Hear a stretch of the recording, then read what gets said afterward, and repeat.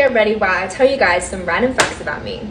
I'm actually half American and I'm half Australian. My dad's American, my mom's Australian, but I was actually born in Australia. And it was never part of the plan, but I actually unintentionally kind of moved to the US 3 years ago when I met a guy here. Before I moved to the US and started doing social media full-time, I was actually doing dentistry full-time. I'd see patients all day, every day. It was my passion, it was my life, it was everything. So I have a dual degree in oral health therapy and dental hygiene, and my favorite part of the job, I think, and it sounds crazy, the thing I miss the most is actually taking teeth out on kids.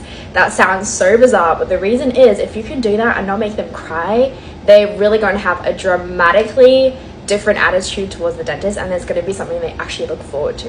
My favorite under eye lowlighter got stolen last week. It was in my Chanel bag. We were sitting front row at the Boohoo show, literally across from Kourtney Kardashian, and someone in the second row stole my bag, and I'm heartbroken. So my real name is Robbie. A lot of people think that Robbie is short for Roberta or Robin.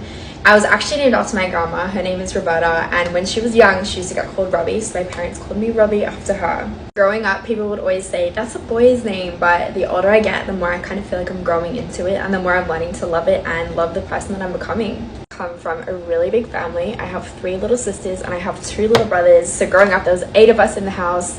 I'm the oldest and we're all really close in age. It's 6 kids in 7 years. They all live in Australia, and I think that's the worst part about living on the other side of the world from them, is that I really miss them a lot. We actually just moved to New York in May, so we've been here for nearly 4 months.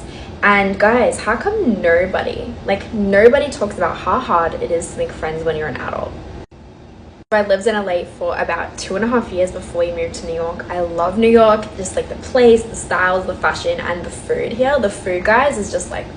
When I was 19, I got engaged and then married to my childhood sweetheart. We were married for 5 years. Turns out it wasn't that sweet, and it did not end very well. And that took a huge toll on me, like mentally, emotionally, physically.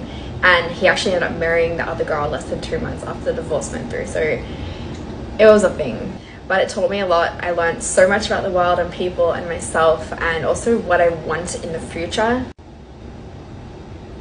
And this is the finished look. Let me know if you guys want a part 2.